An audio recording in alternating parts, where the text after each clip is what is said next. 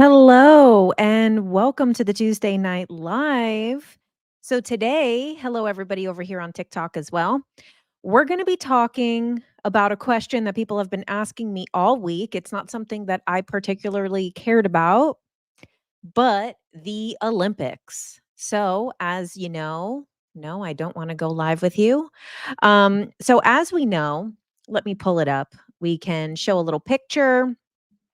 So, the world, particularly Twitter, X, is up in arms about what happened at the Olympics. And to fill you in, the opening ceremony was see, as you can see here in this, I mean, there's a lot going on. Sorry, I used the Daily Mail as the example of photos. So there's probably a ton of things.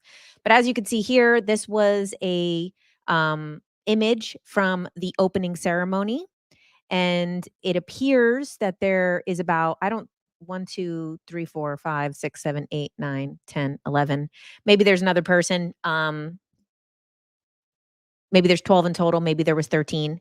And then that appears to be mimicking the Last Supper. So Christians are up in arms right now about this, and Twitter is losing its mind. So, let's talk about it because people have been asking me all week what I think. Hello, everybody in the chat. So, um, let's talk about it. Personally, what I think is okay. So, as we know, hello, everybody. So, as we know, this does in some way resemble Leonardo da Vinci's example of the Last Supper. But what we have to remember is that Leonardo da Vinci's image is also art depicting the Last Supper. Much like what we're watching in the Olympics is art depicting what people believed was the Last Supper. So that's something to keep in mind. You know, the image that we have of the Last Supper is literally art and not the image itself, obviously, because we have no image of what it is itself. And there's really some like kind of Puritan stuff going on. Do I have other papers? Maybe. Oh, here I do. I have 3 papers. Yeah. So we have everybody freaking out on Twitter. We have people like Elon Musk and Andrew Tate losing their minds. And I'm getting really sick of this Puritan culture that is happening right now. And I'll get into that in a second. But the choreographer, who was the choreographer of this? Yeah, someone says not every long table is the Last Supper. Exactly, Bailey. So the choreographer who came up with it was Thomas Jolly.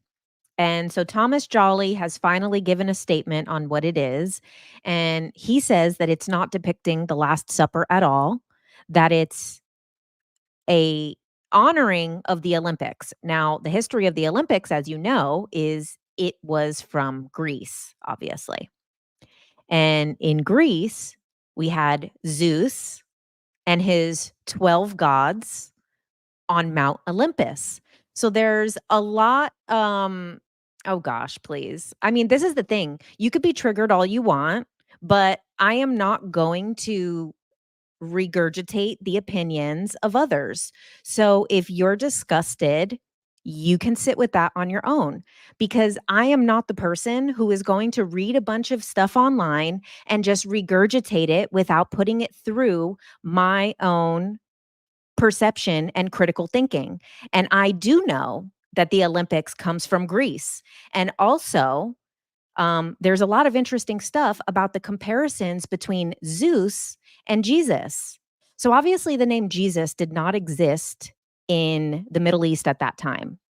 Jesus, Jesus, is not a Middle Eastern name. So what it would have been was Yeshua would be the only name similar to that at the time, which translates to Joshua. Okay. So where does the name Jesus actually come from? Well, there's a lot of things that talk about that the name Jesus actually comes from the Greek translations of the Bible where they did use the word Zeus. So allegedly back then, the way it was pronounced was de Zeus. So de Zeus and Jesus, maybe that's where the interpretation of where the name comes from. And I'm not going to just regurgitate because everybody who's into conspiracies is having a little shit fit about what they saw. And I'm sorry, there's people already probably pissed off as they are in the comments. And, people are talking about the end of times. You wouldn't even be here if it wasn't for me posting about the end of times and the apocalypse. You wouldn't even be following my page. So I know very well about the apocalypse, about the book of Revelation, about the prophecies, and all of these things. So I'm sick of the Puritan culture. I'm sick of people like Andrew Tate sitting on his high horse, acting like, oh my God, this is blasphemous, from a guy who literally pimped out women and is still doing it till this day. And the same Puritan people who are worshiping what he's saying right now are the same people who are attacking OnlyFans girls and women being sex workers. However, he's got a bot farm of sex workers trapped in his home. Is Andrew still around? Yes, he is. And he's very active on Twitter because it's the only social media platform that he's allowed to be on. And so the choreographer, Thomas Jolly, has come out and talked about that it was depicting ancient Greece, and that blue naked man that came out was Dionysus. So Dionysus, the only similarity between that and Jesus is that Dionysus was the god of wine and that Jesus turned water into wine. Yes, it cracks me up that we're mad at the Olympics with the history of them being Greek and for the gods. I know, like literally, if the Olympics itself is based in Greek paganism, like it's not a religious thing. Um, so there is a lot of similarities between Jesus and a lot of other mythical figures, and we can get into that. But this whole concept of Jesus and Zeus being very intertwined, like I already said, and even the image that we have of Jesus, is literally an image of Zeus. It is the same type of depiction. So the 12 apostles, well, we do have this number of 12 again and again and again. And one of the times that it came up prior to this was with the 12 gods on Mount Olympus.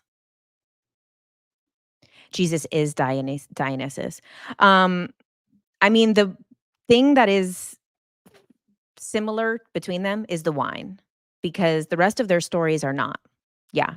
Jesus is an amalgamation for gods of other religions. And I'm not saying that people don't worship Jesus. If you worship Jesus, by all means, I'm not telling you what to do. However, I'm not going to regurgitate what everybody else is crying about. I'm sorry. I have my eyes and my ears of my own. And I know that people aren't going to like that because they want to push the same thing that they're hearing.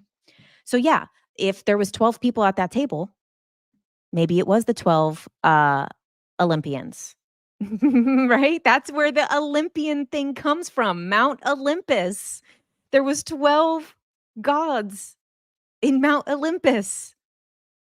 Okay. Now there is some other similarities between Jesus and Greek culture though. So the son of Zeus, are you saying that it wasn't a mockery of the Last Supper? In my opinion, no. When I first saw it on Twitter, I was like, what the hell are they doing? But then when I took a little bit to think, When I initially saw the pictures and I saw it, but I only saw little bits and pieces, I was like, "What the hell is this? This is like a gay Last Supper." And then with a little bit more thought, "Oh, the Olympics, the 12 Olympians." Okay. So, there are some other similarities as well between obviously Christianity and Greek mythology.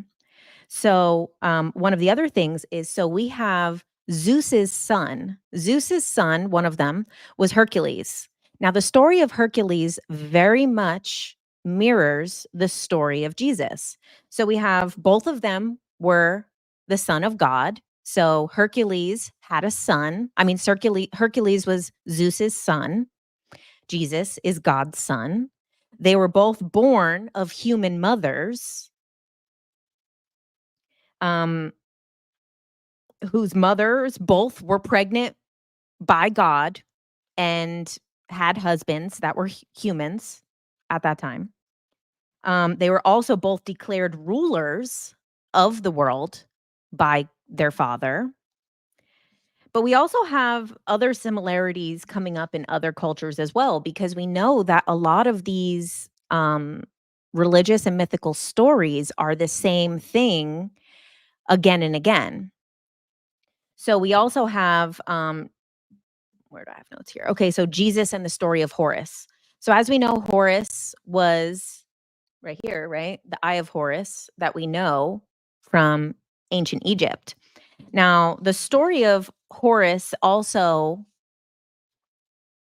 in some ways mimics the story of Jesus as well. So obviously the story of Jesus is about 2000 years old, the story of Horus is about 5000 years old. Um so they both have this kind of magical conception.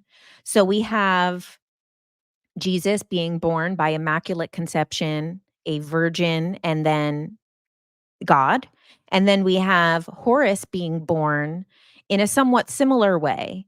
So his mother was the goddess Isis. A lot of times, the goddess Isis is mirroring, in a lot of ways, the Virgin Mary.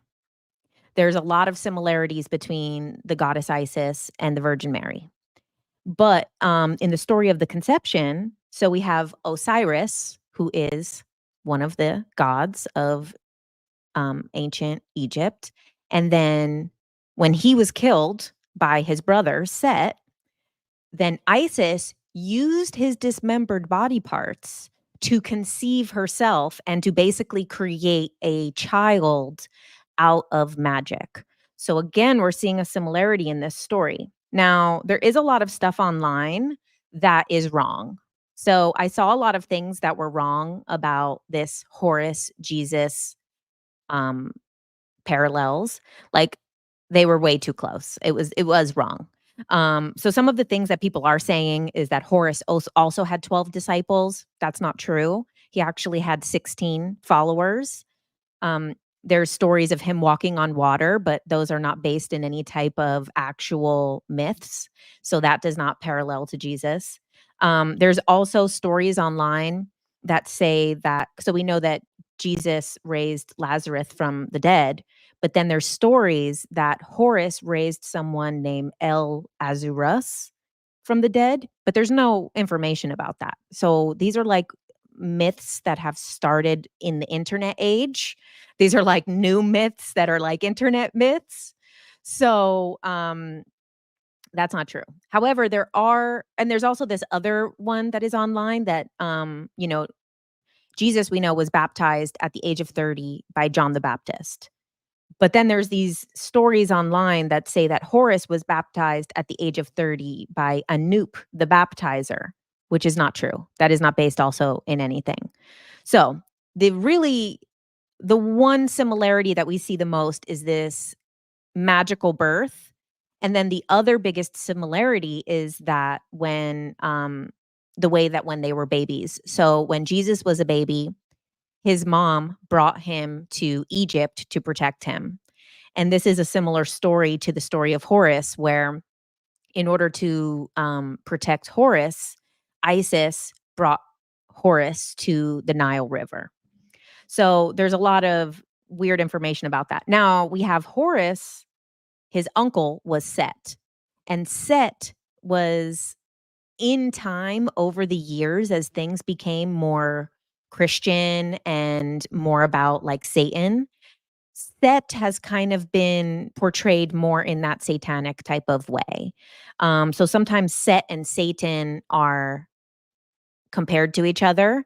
And we know that in ancient Egyptian mythology, Horus, so Set killed Osiris, which is Horus's dad, and then Set and Horus battle, and then that's how Horus becomes the king because he takes it basically from Set. Now, Set does represent kind of darkness and violence and things among that nature. So there is similarities of it being similar to Satan. So this kind of Horus versus Satan, Jesus versus Satan type of thing is something that is somewhat of a parallel, but also not super strict. Now, as far as the Olympics go, so one thing that was interesting though is there was like a thruple. It was like we went from the triple jump to the triple couple. I was like, that was interesting. Now, I mean, here's my opinion on what happened with this opening thing at the Olympics. So, personally, I think it was an overcorrection. I think because we've had some things with the transgender stuff happen with the Olympics. So, one of the biggest, most contemptuous, uh, crazy issues in the world right now is dealing with transgender people in sports, and particularly transgender women in women's sports. This is one of the biggest, most charged issues in the world right now. And the Olympics has taken some steps in that area where they're not allowing transgender athletes in a lot of the categories. So some of those categories, they say there's about 10 categories that transgender women are not allowed to participate. That's boxing. Makes sense, right? I mean, people could say whatever they'd like, but, even if someone has transitioned and they're boxing, you're gonna beat the hell out of that biological woman, you know, no matter what hormones you're on, because there's bone density, lung capacity, the shape of the legs and the pelvis, how women's are going inward, biologically male are going straight down. So things like boxing, rowing, rugby, and swimming have taken a stance on transgender women not being allowed to participate in those categories. Now, there's some other categories where they are allowing transgender women. However, they have had to transition before the age of 12, so before puberty, because they say that the biological advantage of puberty doesn't allow for it gives an advantage. So, I think the rate you saying they said trans can box? Oh, I just looked it up right before this. Maybe I'm wrong, but that's what I just read, is that they're not allowed to do the boxing. I mean, it would be crazy to do boxing. I think it's crazy. Um, so with that, this is the reason why I think they went over the top with the LGBT stuff, which is why they went over the top. They did all the drag queens, transgender, thruple, rainbow. I think they went very hard to try to overcompensate for being potentially called transphobic. That's my take on the situation. I don't think that it was to mock Christianity. I think it was what we call rainbow capitalism. And rainbow capitalism is when organizations and corporations go over the top to cater to LGBT, specifically to not be called, for one, to profit, and then two, to not be called anti-gay or anti-trans. So, that's what I think happened there. But now let's talk a little bit about why there's so much stuff in the trans and LGBT spaces that do come off a bit sacrilegious and that do have a lot of tones against Christianity. Now, we have to remember a lot of these people who are in the queer space, a lot are coming from Christian households. Because, my brother's gay. My brother was not raised in a very religious setting. I we have different moms. So I was raised a little bit more religious than my brother was. He never went to church as a kid. He never really had that influence. So there wasn't this shame about him going to hell his whole life. Like there wasn't this shame around it. So, but we have to remember the pendulum is always swinging. So, a lot of this extreme wokeism, extreme leftism, extreme over the top stuff with queer being maybe sometimes blasphemous or sometimes anti religion or sometimes doing shock value demonic depictions of things is coming from, yeah, exactly, the reactionary, being reactionary to their upbringing. And this is the pendulum swinging. And we're watching the pendulum swing once again because now we're having all of these people react to this LGBT and being like, oh my God, now we're going to be Puritan Christians. And we're seeing this pendulum swing. So, the way that we're seeing all of these guys who were red pill, Andrew Tate, women hating type of guys, all of a sudden on their high horse about God is a reaction to what we're seeing, a reaction to the reaction. Because a lot of these people who are queer would probably not be so compelled to do things that are seemingly demonic or blasphemous if they didn't want to piss off their parents so badly, if their parents didn't traumatize them so badly about religion. So we swing in one direction, and now we're watching the swing in the opposite direction again. And why do we have this huge Puritan like wave happening? Like, if you go on Twitter right now, it is like the Puritans. And what's crazy is it's like all these guys are positioning people who do not live those values. Elon Musk has like 15 children with how many different women, isn't married to any of them. Like he is not the epitome of Puritan. Andrew Tate brags about having 50 girlfriends that work for him that he doesn't have to pay. It's not the symbol of Puritanism.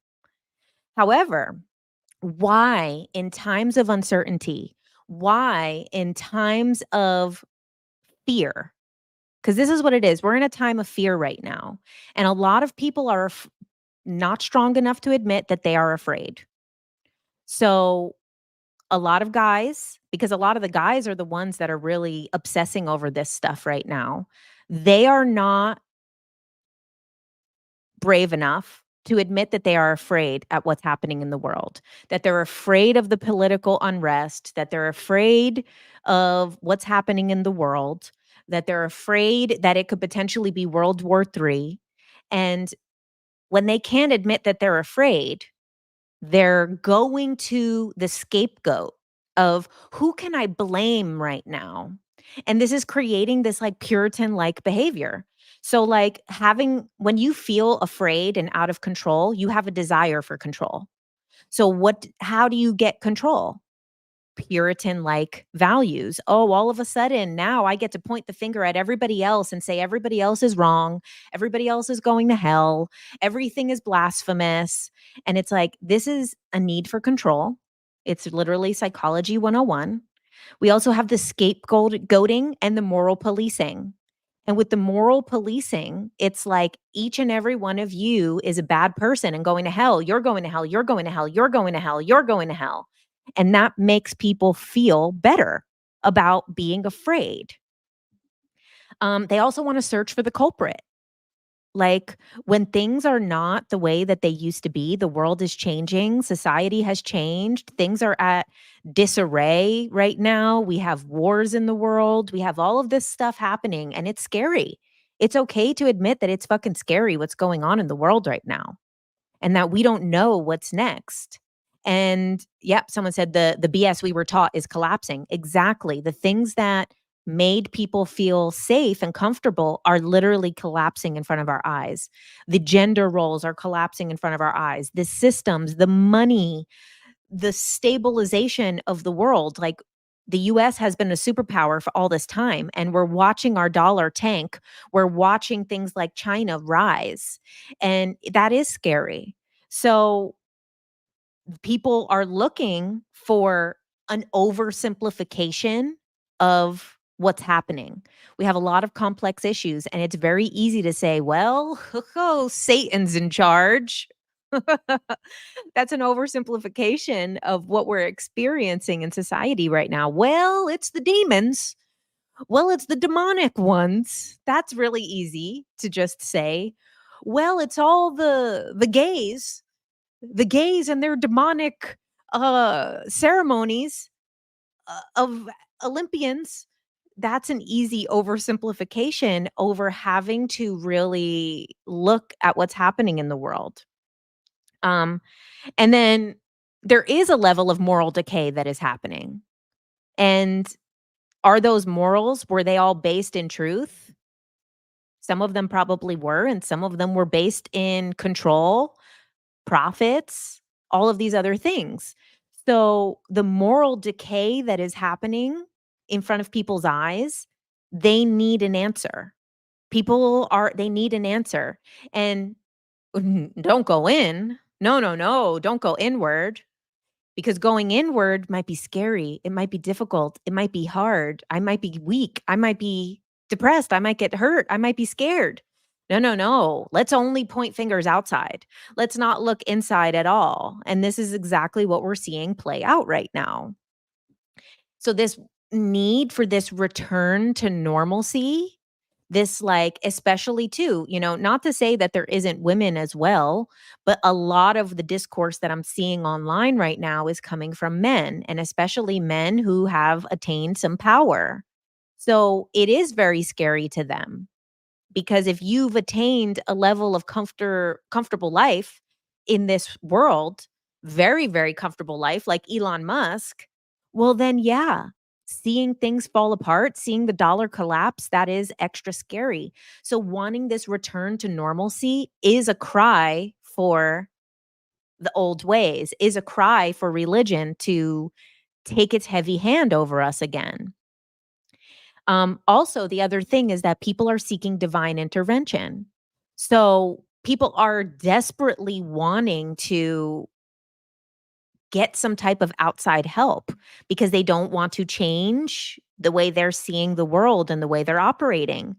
So now, one of the things that we see right now is a lot of people converting, who were people who were once spiritual or conspirituality people, going hard into the Christianity right now. And it's a very interesting transition that's happening. But one thing that we have to remember is, and you guys know, I know about the prophecies. I've freaking broke all the prophecies down. I know. I'm into it. However, what we have to remember is that we create reality. And the one thing that concerns me about, and everyone can believe whatever they want, go right ahead. It doesn't make any difference to me what people believe.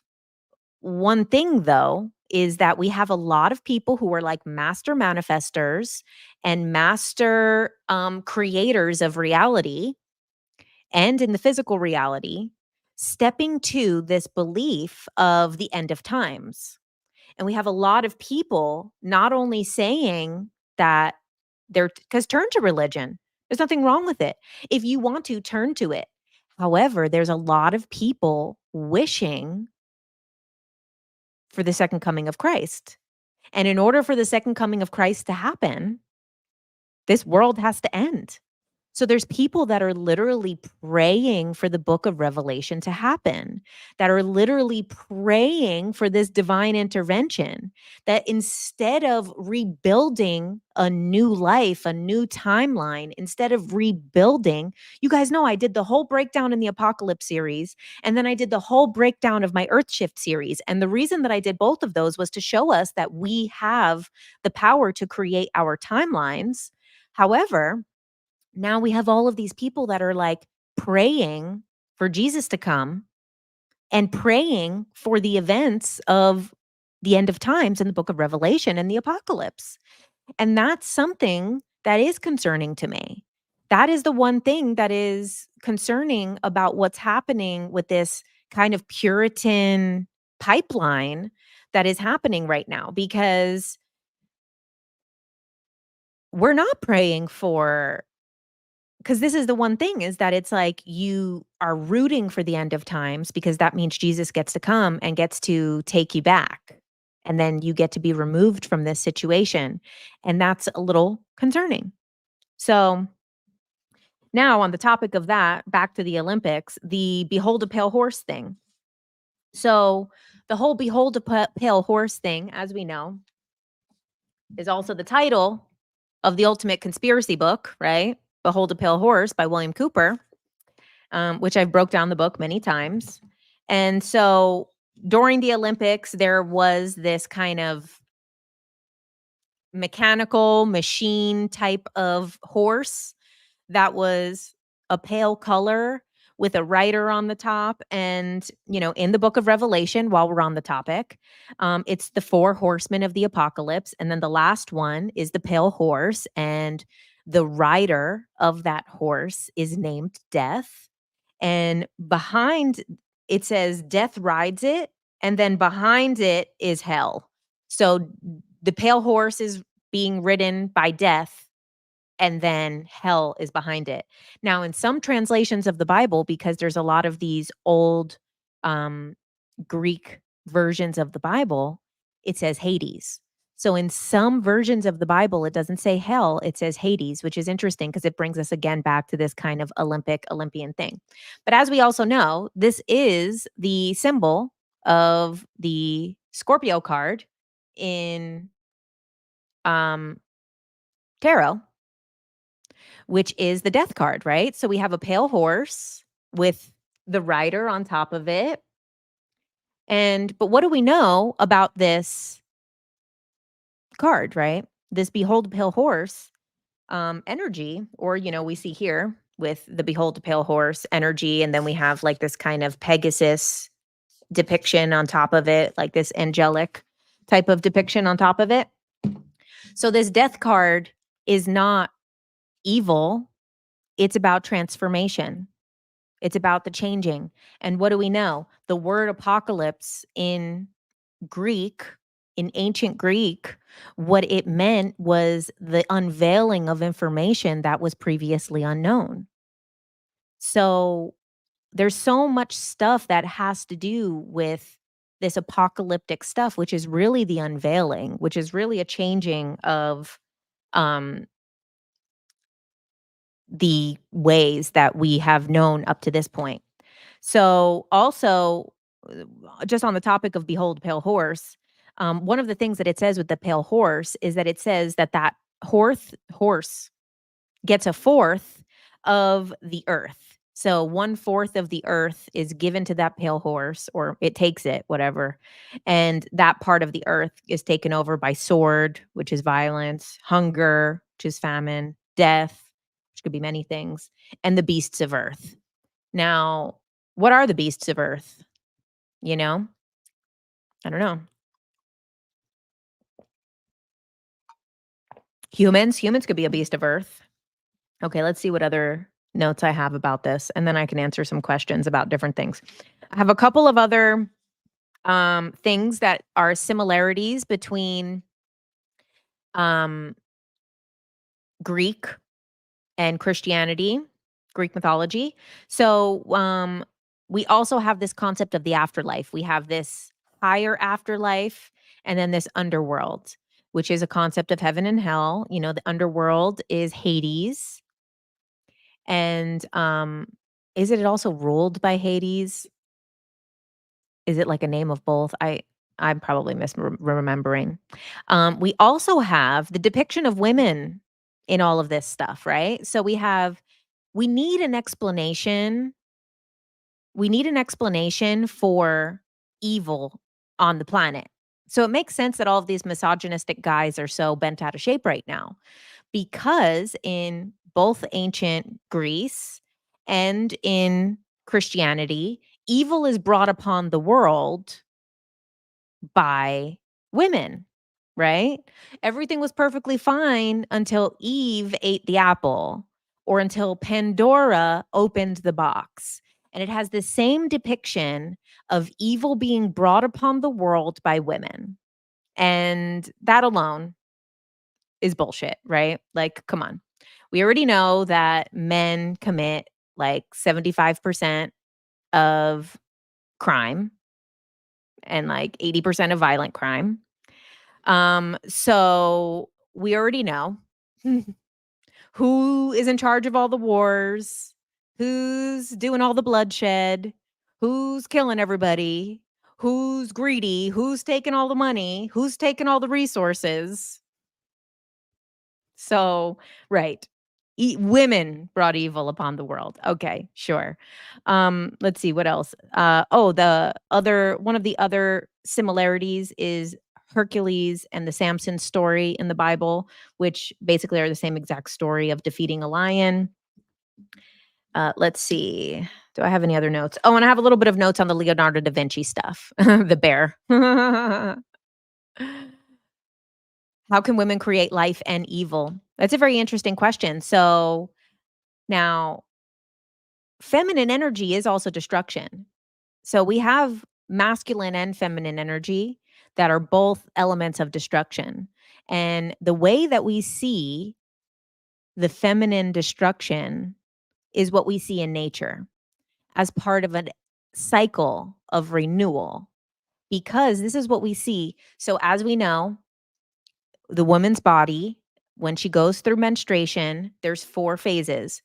And the menstruation cycle is the clearing of the uterine lining. It's the destruction of what would have been the womb of the baby. But because there was no baby, it destroys the uterine lining and it's released. This same cycle mimics the moon cycle, which is the new moon, the waxing moon when it gets bigger, to the fullest, the full moon, and then the waning moon when it gets smaller, back to the dark moon where the moon can't be seen. This is the same thing that happens in the woman's cycle. We have the follicular, then the ovulation, which is the ovulation is like the full moon. Then we have the luteal phase, the PMS stage is like the waning moon. The hormones come down. And then the new moon, the dark moon, is the menstruation. This is also the cycle of the 4 seasons. Winter is the same as menstruation and the new moon. Summer is the full moon, is the highest peak. And then autumn, so in autumn is when all the trees die, everything's destroyed, all the trees fall off of the leaves. If you were seeing autumn for the first time, you'd be like, "Oh my god, what the hell's happening? Everything's dying." However, it's a natural cycle of renewal that happens in nature. And this is the same exact cycle that happens in a woman's body. So when we're in our PMS stage, this is the autumn stage. So this natural cycle of creation and destruction, creation and destruction, creation and destruction is a natural cycle of the woman's body. So women do have the destruction as well in feminine energy, but it is more in a renewal. Um, Also, we have this in Hinduism. So we have Shiva is the masculine, divine masculine energy, and then Shakti is the divine feminine energy. Now, one of the manifestations of Shakti is Kali. And so Kali, she's got like a garland of decapitated heads. And she's like, looks all scary. She's naked. And the most famous story about her, the most famous legend about her is that so basically there's like this demon, and every time, you go to kill the demon, when its blood touches the ground, it spawns a clone of itself. So every time you go to kill this thing, every drop of blood creates a new version of it. So now there's hundreds or thousands of these demon clones. And so Kali, this is why she has her tongue out, extends her tongue and catches all the blood from touching the ground and then kills the demon. And then now the demon is gone. The evil that was taking over the world is gone. However, Kali gets so amped up on her victory dance. She does her victory dance and cracks the earth. And she's starting to destroy the earth in her victory dance now. So Shiva, who is the divine masculine and her counterpart, comes down and lays beneath her. And when he lays beneath her, this is why we see this image of Kali with Shiva laying below her. So the divine feminine energy can be destructive in the face of evil. When there is evil and destruction and things are wrong and it has gotten off track, the divine feminine will destroy and it will activate its destruction powers. That's why then the divine masculine surrenders to it. And then she realizes like, oh no, I'm stepping on my husband. I almost killed him. And then she stops and then she's able to be soft. And this is what's happening in the world right now. Women are having a destruction era right now. The feminine energy has had to step into the masculine so much that now it's saying, okay, we're done. So the feminine energy in the world right now is saying, oh, the divorce rates are up. The family structure is down.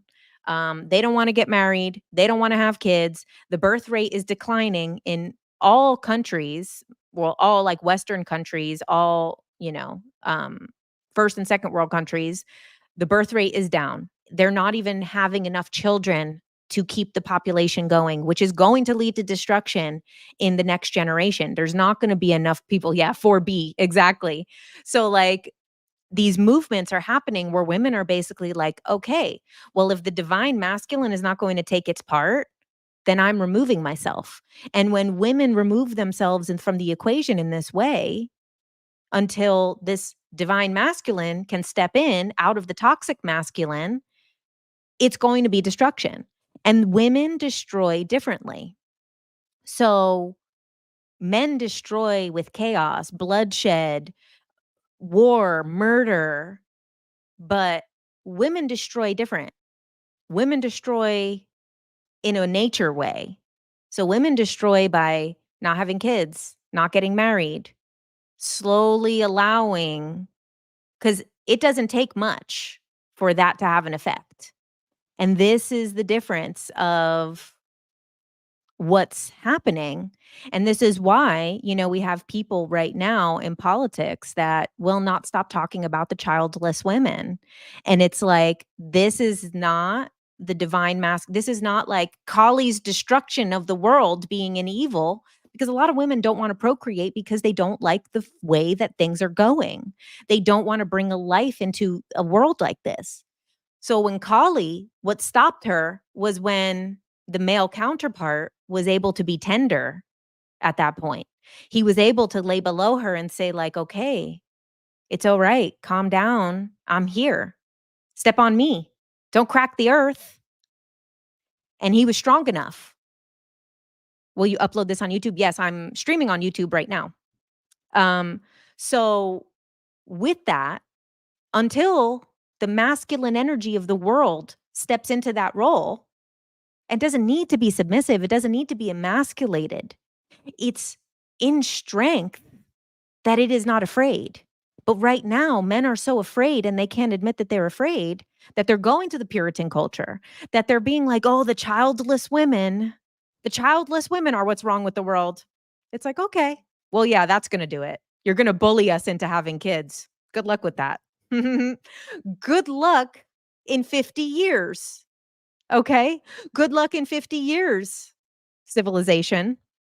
Because when you have this movement of women refusing to have children, refusing to procreate, refusing to get married, refusing all of this, that is what happens. It's a different energy of destruction. Um, that's all for the Olympic stuff. Okay, I'll answer other questions though. But this is what's happening right now in the world. Okay, one of the things that I had though, my last bit of notes here was about the Leonardo da Vinci painting. Because as we know, like I said in the beginning, the Da Vinci painting was a depiction of art. It was art depicting the Last Supper. You know, it's not a historical document. It's art. So there's a lot of things that are inaccurate about that as well, which, could have been blasphemous as well. Obviously, the fact that everybody in the Last Supper is European. They say this is because Leonardo da Vinci had to pick European models for the painting. So these were the people who were locals of where he lived, and that's what they looked like. So this image of Jesus and everything that we have is could have been considered blasphemous because it's depicting God as themselves, right? So this is also if I don't believe that it was depicting the Last Supper at the Olympics, but if it was, it's art depicting God as themselves, which is exactly what Leonardo da Vinci did. Also, the clothes are inaccurate. These are clothes of the Renaissance time, which makes sense. It's the same thing that was done at the Olympics, which is clothes of our time and clothes of that group that is being depicted in it. Some of the things that were interesting that when I looked that up was the colors and the dyes and stuff. So, we have Jesus in like red and then there's like blue and these other bright colors and stuff, which would have never happened back then because that was just for the wealthy to have those type of dyes and to be able to dye clothes in that way. Also, one of the things that is interesting, which could be considered blasphemous of the Leonardo da Vinci painting, is the bread on the table. So, this was a Passover dinner, the Last Supper.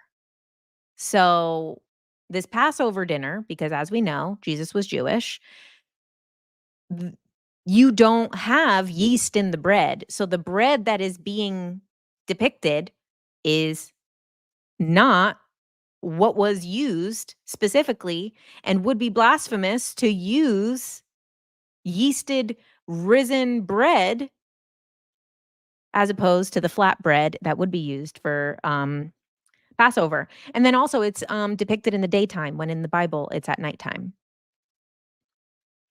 Let's see. Also the idea that the whole sexism shtick was actually incited and spread like a cancer by the, Orion Empire peddlers seeming on humans as men here lost and confused. Okay, it makes me think about the whole Tradwife situation playing itself out online, the ballerina farm piece. Yeah.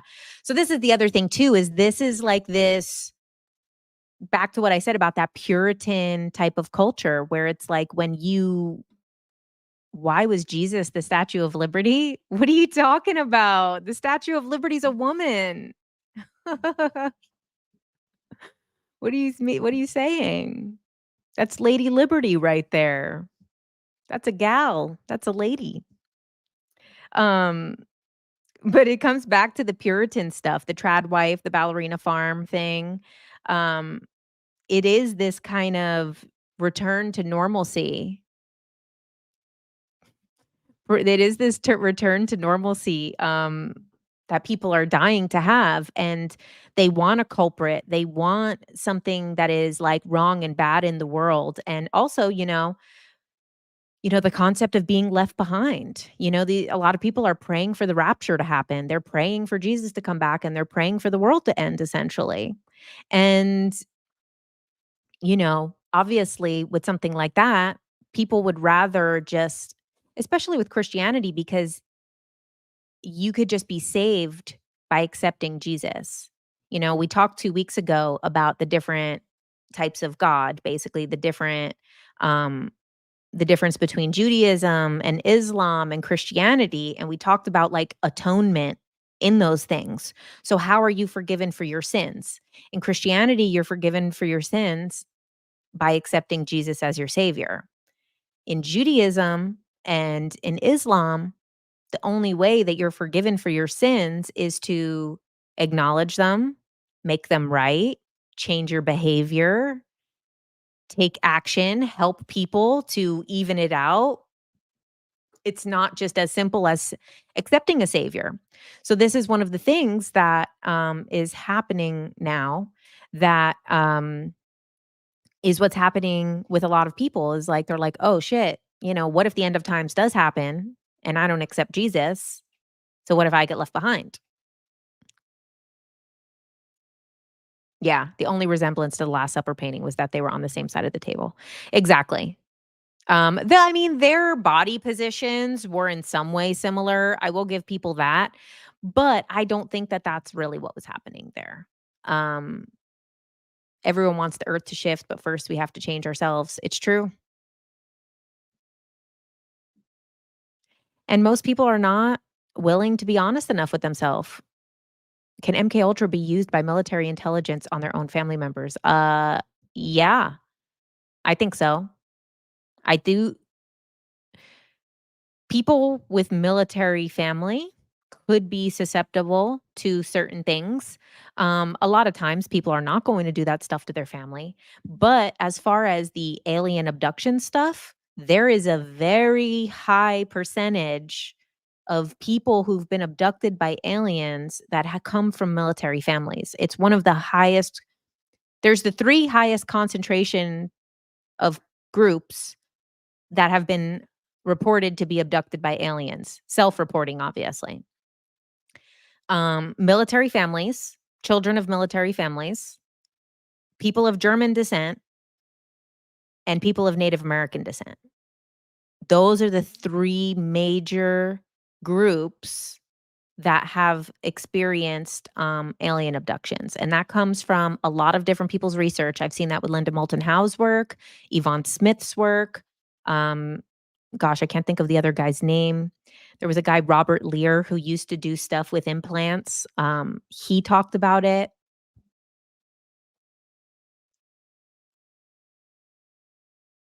Mhm.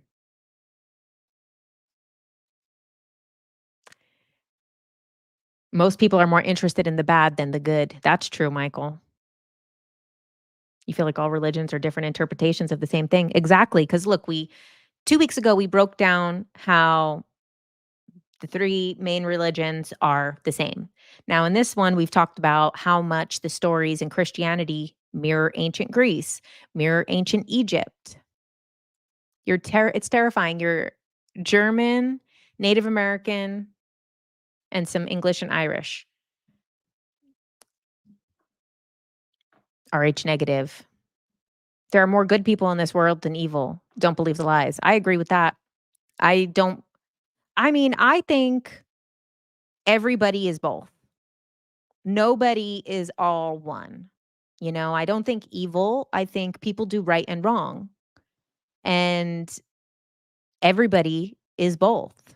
You know, how many people are more on the scale of evil? I don't know. But I think more people are probably on the scale of trying to do the right thing. Now, everybody has a different interpretation of what the right thing is. I mean, Andrew Tate thinks he's doing the right thing by pimping those girls out um, and forcing them to do webcam all day. And he literally believes he's doing the right thing. It is crazy. Um, you feel like the Eastern religions must be closest to the truth because the focus in them tends to be inner work rather than outward work. Um, that's true. But I think, they're all different versions of the same thing and all different aspects of the same thing. Um, Whoever said that, I'm the same German maiden name and Native American as well, and Irish on the mother's side. Interesting. Maybe you guys have been abducted by aliens. Evil doesn't care who wins as long as we are destroying each other. Yeah, I don't believe in that.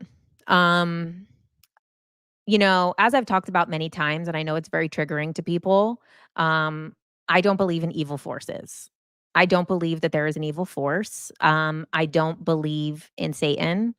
I don't believe that there is something that is that powerful, that has that level of power for darkness. I don't.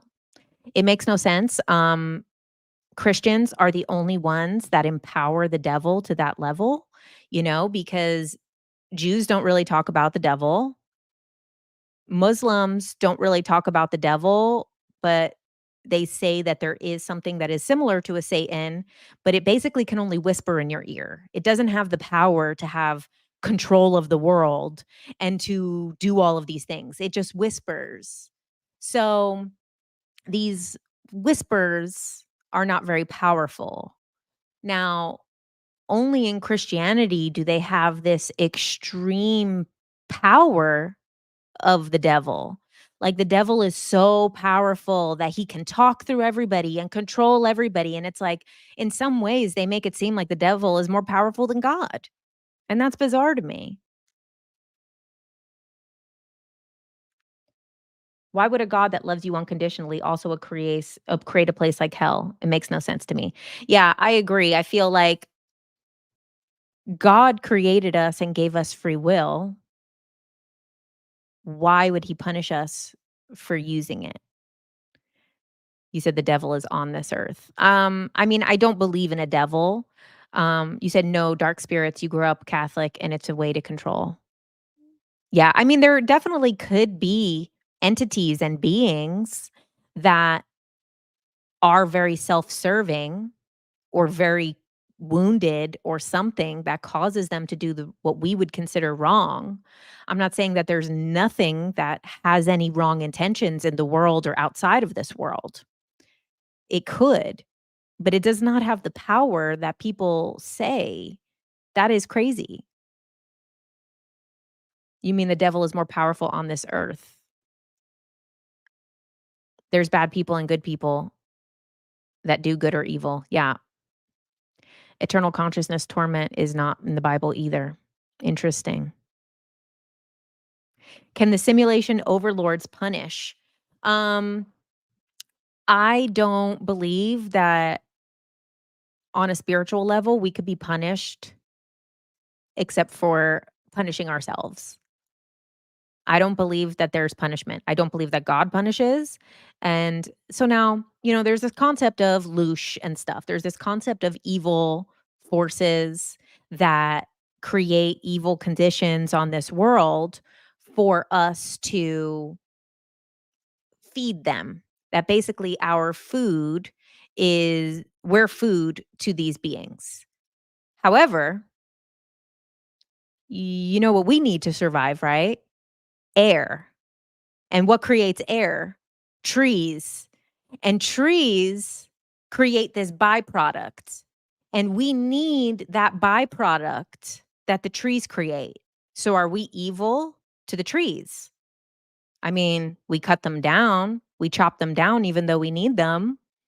But, so it's like this thing of like, is a bottom feeder evil? No. Our bad energy is their loosh. But yeah, the bad stuff that comes out of so what the tree exhales, the tree takes in carbon dioxide and then breathes out oxygen. So the byproduct is what we consume. That's our life force more than food. We need air more than we need food. So are we evil? You know, um, Shrimp and bottom feeders in the bottom of the ocean, they eat the shit from the other beings, from the other creatures. Are bottom feeders evil or is it an ecosystem? This is an ecosystem. We're living in an ecosystem.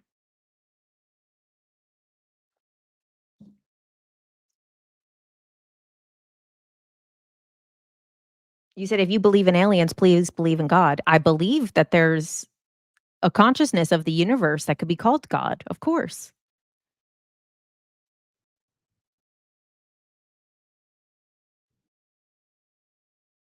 Yeah, totally an ecosystem. Darius J. White explains it best for me that we came to experience that what we are not. We are experiencing the polarity out of choice because we don't on the other side. Exactly. That's what they talk about in conversations with God. So they use the analogy of like the sun. If you're a candle of light, let's say you're a single being of light, like a candle. But if the candle is in the sun, you can't see what you are because light is everywhere. So how do you see your light when light is everywhere?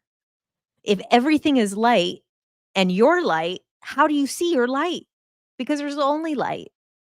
So what needs to happen is the obscuring of light, which then creates shadow, creates darkness.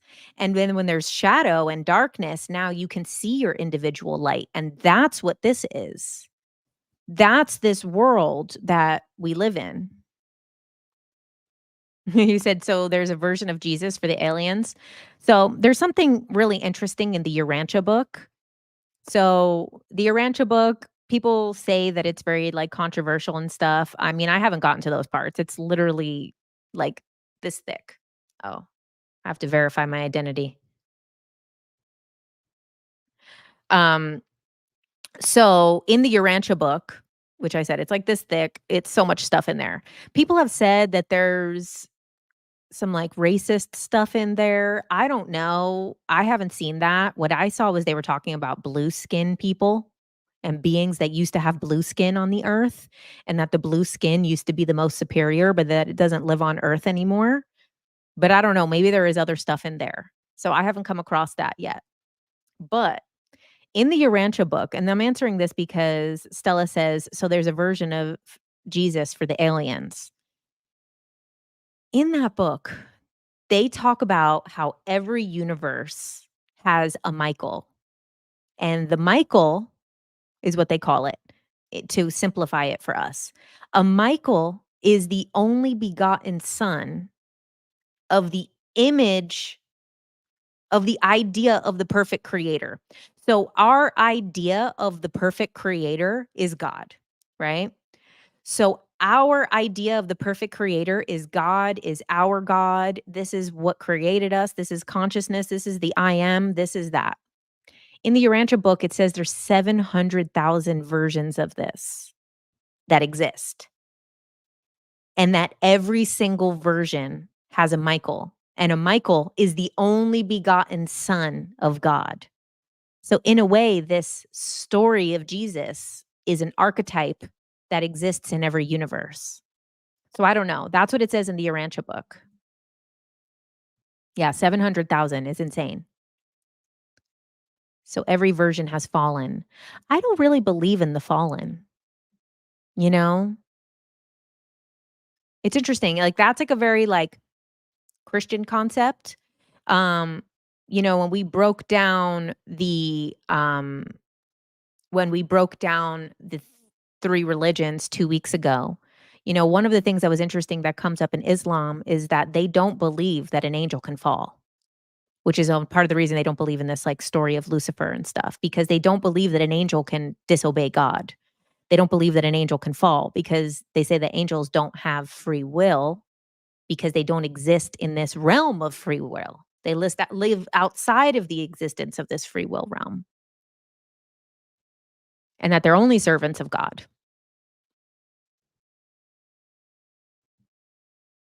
To just separate, yeah. Exactly, to dismember, and then we need to remember back into the one. So what we do is we dismember from the one and we get this temporary amnesia before we go back and remember. Is Satan being a goat man a joke on people to hang out with goats too much? I mean, goats are the freaking cutest. I mean, it's so wrong that they did that to the goats because the goats with their little sideways pupils, I love them. They're so cute. I love goats. Yeah, the jinn have free will. You said you muted me. No, I didn't. Um, does anyone remember the movie Michael with John Travolta? Oh, I used to love that movie when I was a kid.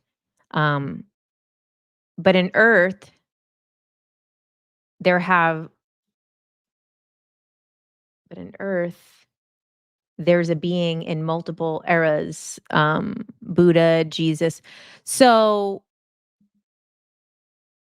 you know, these Christ beings, um, they don't really say that they're the son of God. Although, what we just went over is that in Greek mythology, there was Hercules, there was Horus. There's this story again and again and again, and that it's an archetype. But Buddha didn't say he was a son of God.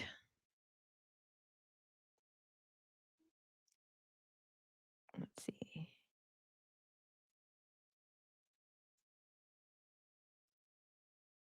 You said, I don't think evil exists. We have free will for a reason and not to be punished. It's all about survival and evolution. Religion and politics think it's all man created manipulation. It's true because this whole thing of a spiritual war is wild to think that God handles things the way we do. You really think that God handles problems the way we do? Us on earth, most of us are smart enough to know war is not good, right? We know war is not good. War is not solving any problems. War is ridiculous, right? Because we have Russia and Ukraine. They're literally the same people. Their language is almost identical. The land was once one. They have the same ideologies, the same stuff. They're the same lineage of people from the same ancestors. And there's a line. And because of this line, they're going to fight to the death. We have Israel and Palestine coming from, people want to fight about it, debate about it, do it all day till you're blue in the face. But these people believe almost the exact same thing. When we broke it down 2 weeks ago, the differences between Judaism and Islam, they're almost identical. These people have the same beliefs, except for a couple of details and some border, and they wanna end each other. We have China and Taiwan.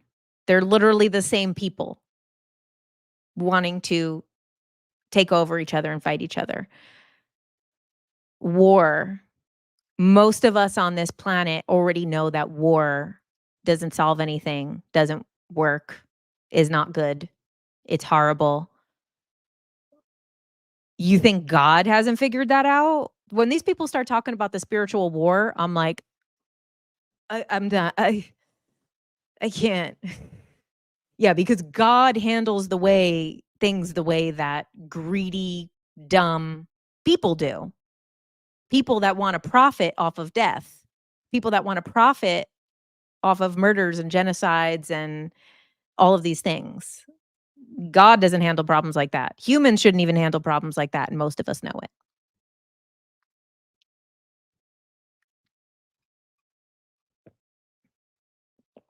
Mhm. You said religion is the cause of war. You don't know about you, but I don't wanna follow a God that wants war. And God doesn't. The religions want war, which is crazy. Yeah. War is only for profit nowadays. War is the biggest business out there. Yep. We're supposed to unite.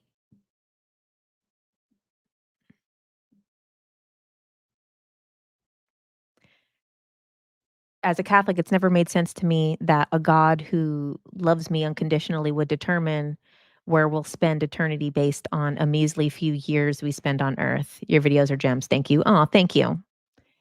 I always think that the Children of Men movie and how it feels like you're an alien watching this war between people and no decipherable understanding of why they're even killing each other. It's true. Yep, Christ was about peace, not war. Exactly. That's the thing that's crazy. All of the prophets were. Every single religious I mean, like I said, I know the least about Islam. I've done a lot of research on it, but I know the least about it. But I would assume that Muhammad did not want war either. You know?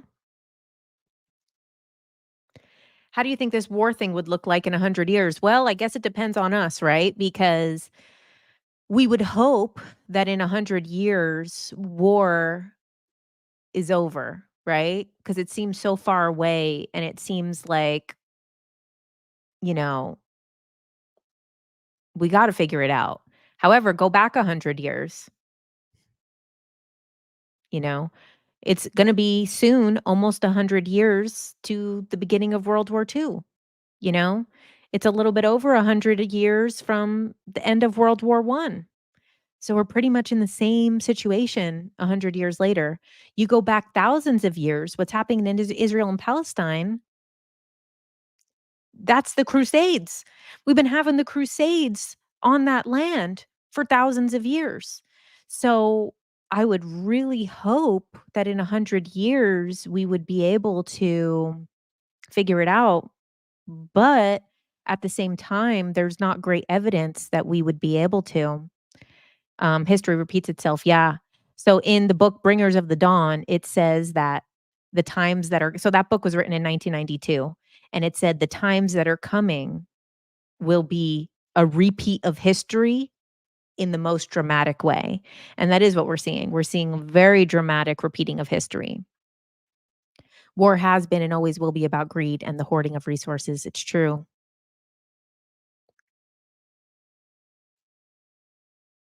Yeah, a lot of people are getting into religion right now. I just talked about that, how, like, basically, it's a desire for normalcy. It's a desire for, wanting a scapegoat, moral policing. People want divine intervention. They want to oversimplify very complex issues. It's easy to just blame it on the devil. It's a lot easier to blame it on the devil rather than, and this is, I've been saying this quote, you guys, the Maya Angelou quote. She said, "Nothing human is alien to me." And that's the truth.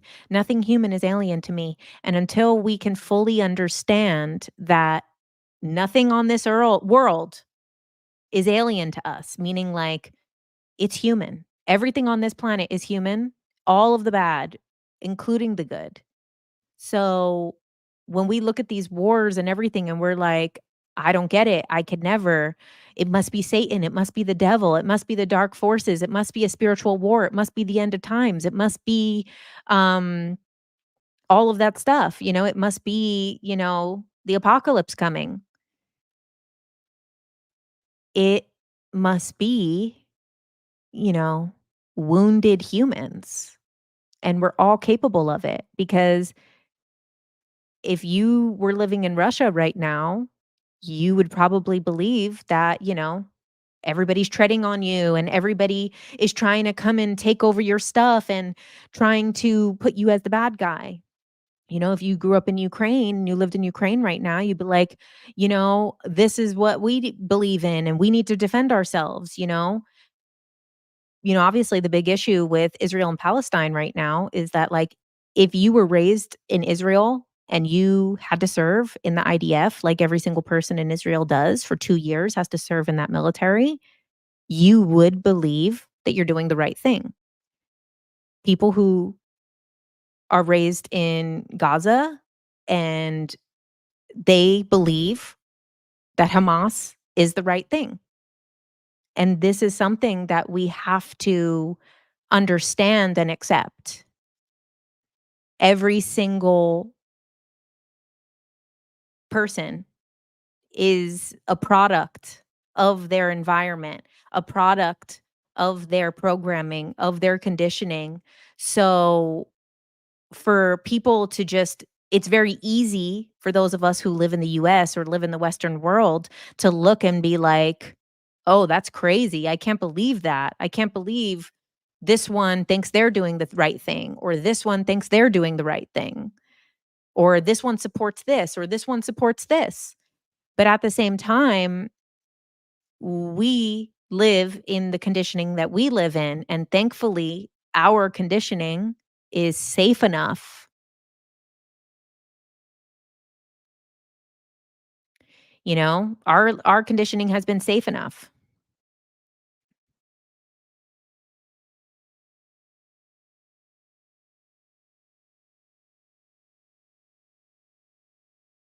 They're radicalized. Yeah, everyone's radicalized. I mean, look at us here. We have 2 ideologies that I think we were made to believe that there's 2 ideologies in our country, in the US, and that both of them are extreme, radicalized, and when you look at the number of voters, when you look at the actual percentages, you have all of these people who vote, only 6%. It might have changed. This is from a few years ago, so it could have changed a little bit, but not a lot. The most it could have changed was up to 5%, which it probably is not even that much. It'd probably be like 1 or 2. So, these numbers, because these numbers have been this way for a long time. But we have this political spectrum. So we have one side that is like these fundamentalist, conservative, over the top. And then we have these woke, leftist, extreme ideologies, basically pushing for communism, doing the woke agenda. And we have these extremes. But when you really look at the numbers, it's, they say only 6% are the extreme leftist. So out of the whole voting pool of all the voters in America, only 6% are these extreme woke leftists who are saying all the crazy stuff, who are, you know, renaming everything, retitling everything, living with this. Like those people are only 6% of the voters. You look on the other side, the Christian fundamentalists are only 10% of the voters. Then you have these large chunks that are more moderate types. So you have like your moderate left, your moderate right. Those are large chunks. And then you have outside of that, your outsider left and your outsider right. So you have your outsider people who are not really either political, but they lean in different directions. I love this person saying, "You're a dangerous voice." Oh my god, shut up. Oh, all false. These people are so ridiculous that just, like, come into, like, random lives and just start saying dumbass shit out of nowhere. These are the charts. These are the actual percentages. So it's like, what we hear as these extreme ideas are just, um, vocal minorities. So very small. Okay, well, not gonna follow me no more. Goodbye. That was satisfying. He's like, "I followed you for years, and today's your last day, sir. Nice knowing you." Okay, so we have these very small groups that are so extreme and so loud. But really, the large portion is these moderate people on both sides, and then we have these other small portions, which are the outsider people, and these outsider people are the swing. These are the people in elections that swing. The people who are outsider left and outsider right are the ones who either vote or don't vote or switch a vote or jump sides or, a lot of times it's whether they vote or don't vote. Yep, the bullies are usually loud and obnoxious. Yeah. Okay. Well, I think we are coming to our end here. Um he said it always blows my mind that me and Jimmy Norton were a thing. I mean, Jim's still one of my best friends. I just saw him a few days ago. Um, he's still one of my best friends. Uh, so oh, hi. Hi, Bree. I love you. I love your stuff that you're doing too, now with House and Habit. I'm so excited that you've been, writing all this fun stuff. What is this speech that we are shown of the lady talking to everybody in a baby voice? I don't know what that means. Oh, Zork. Thanks, Zork, for the super chat. Each person's facts are just a facet of the greater whole. Once we merge the ideas from each part of the world in our own viewpoint and choose love and peace is when an eye for an eye ends. Oh, that's beautiful, Zork. Oh, thank you. You'll have to find it. You heard it on Michael Berry show. I don't know who Michael Berry is. Um, Hope you all have a superb night. Missed you on TikTok. You lost your other account. Oh, sorry about that. But thanks everybody for being here for the Tuesday Night Live. Oh, Gandhi said it. Oh, that's beautiful. Okay, so my deadline for my book is tomorrow. So I have some last couple of hours of cranking out some work and getting that done. Also, you guys, Galactic Origins cruise in December. I'll be one of the speakers. So if you're interested in coming, go to galacticoriginscruise.com. It's going to be really fun. It's a great vacation. We're going to be stopping in Mexico, Belize, and Honduras. We're also going to be some sacred sites while we're there. I'll be giving a lecture. JJ and Desiree Hertalk are giving lectures. We're going to have all different types of spiritual speakers. It's going to be really fun. So if you're interested in going on a 7-day cruise with a bunch of spiritual, starseed, galactic people and going to some ancient sites, go check out Galactic Origins Cruise.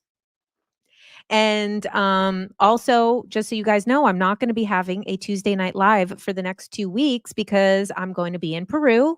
I'm going to be at Solterra, the ayahuasca retreat. I am going to do ayahuasca again. And then afterwards, I'm going to Machu Picchu.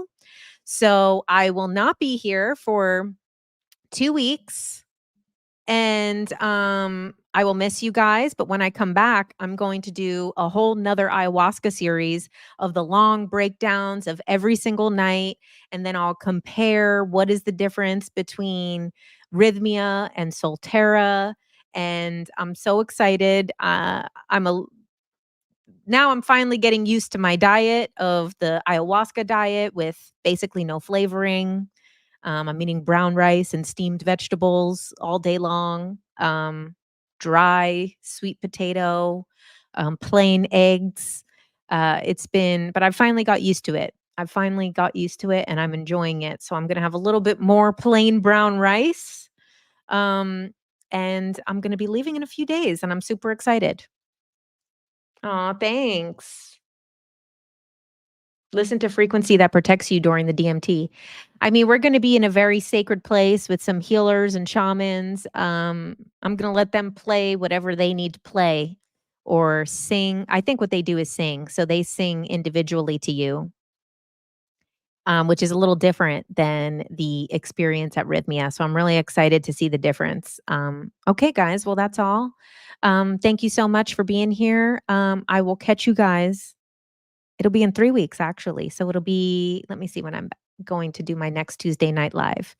It will be, let's see, the 20th. So I'll also be 36 years old then. It'll be after my birthday. My birthday is August 16th.